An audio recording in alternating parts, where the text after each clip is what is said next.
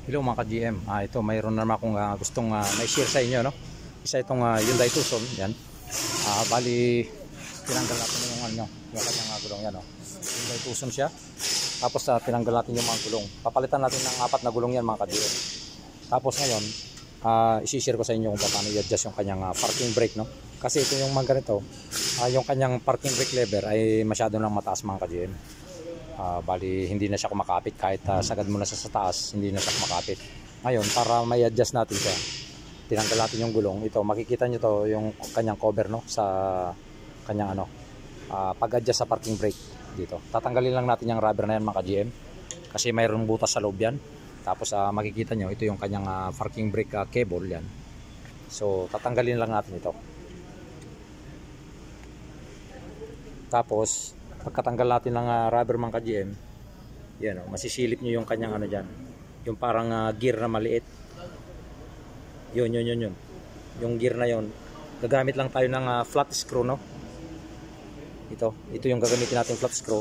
Tapos i-adjust lang natin yan pababa, paikot lang pababa mga ka-GM.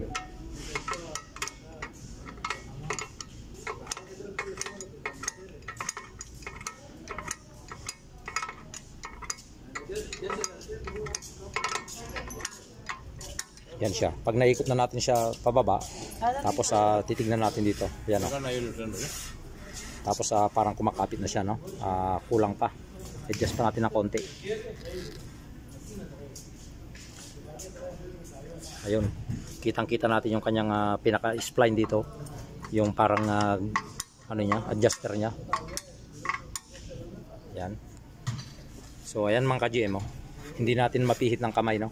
So ibig sabihin humigpit na siya. Humigpit na siya. Ngayon, luluwagan lang natin ng konti. Para saktong-sakto yung kapit niya dun sa no. Saktong-sakto yung kanyang kapit sa parking brakes. Yan. Yan siya. Bali niluwagan lang natin ng 3 ikot. Balik natin. Masyadong maluwag. Yan. So okay na yan mga ka-GM. Ganun lang po yung pag-adjust dito, no, sa parking brake ng Hyundai Tucson. So tapos ibabalik lang na po natin yung kanyang rubber cover dyan.